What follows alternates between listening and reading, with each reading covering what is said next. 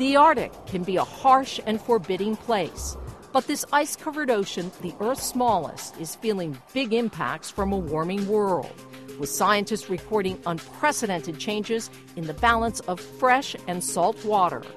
The Arctic is a key. I mean, it's one of the places that is very sensitive to climate change, is likely to respond, very extremely to climate change. Rick Kirschfield is part of a scientific team documenting what's happening in the Arctic Ocean. His annual trips to record water temperatures and the amount of salt in the water are supplemented by daily emails from buoys he left behind, sending data twice a day to his laboratory at the Woods Hole Oceanographic Institute in Massachusetts. The buoys are deployed in an area called the Beaufort Gyre. It's the dominant current in the Arctic, slowly moving and mixing the waters, including a massive amount of fresh water from northern rivers and the Bering Strait.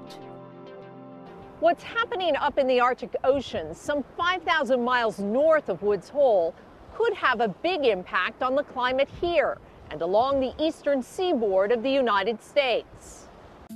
In the Arctic, cold fresh water sits on the surface of the ocean, protecting the polar ice from the warmer water below. The clockwise circulation of the Beaufort Gyre traps that fresh water in place up north. But periodically, the gyre weakens, releasing some fresh water south.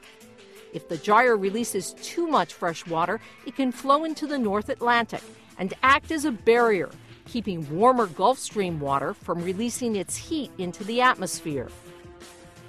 Arctic Group leader Andrei Proshutinsky says too much fresh water there could impact the climate of the entire Northern Hemisphere, putting a chill in North America and Europe. And that's why we have to know how much fresh water we have in this upper layer. If we have too much, heat cannot penetrate to atmosphere, and atmosphere is getting colder, and climate is cooling. So the fresh water, in effect, is a blanket. This works like a blanket. So if you interrupt this flow of heat or cover it with blanket of fresh water, we will observe cooling. In his younger days, Proshutinsky flew on some of the earliest Soviet missions to the unexplored areas of the Arctic. Science has come a long way since then, but doing research in the Arctic is still extremely difficult, and people still can't make observations there year-round. To track the daily course of the fresh water, scientists and engineers went back to the drawing board. They developed new instruments to give them information they could only guess at until now. The team at Woods Hole developed the ITP, or Ice Tethered Profiler, a yellow buoy that they've successfully deployed on the Arctic ice year-round. It's neat, compact, and only occasionally attracts the stray polar bear. Polar bears are known to frequent whatever buoys and things that they can find on the ice, and they're going to grab them and they're going to bite them and they're going to see if they're edible or not. And this guy, apparently, you can see, probably punctured it with his claws a few times here, and then he ripped some chunks out of it to see whether it tasted good or not. The ITP sends an instrument 700 meters, or about 2,300 feet, up and down a wire deep in the Arctic water, taking measurements every 25 centimeters, or about 10 inches, recording water temperature and salt content.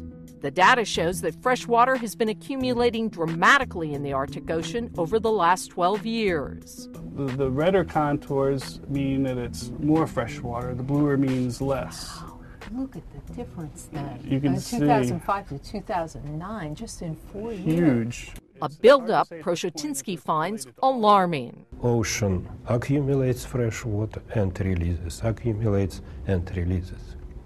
But if it is unbalanced, it's possible that too much fresh water will be released. And in this case, we can have some dramatic changes in climate. Is the Arctic Ocean out of balance? Right now, it's a very unstable situation. Scientists admit they don't understand everything about the impact that Arctic fresh water could have on global climate. But they do know that how the ocean responds to the threat of climate change will depend on the delicate balance of air, sea, and ice at the top of the world.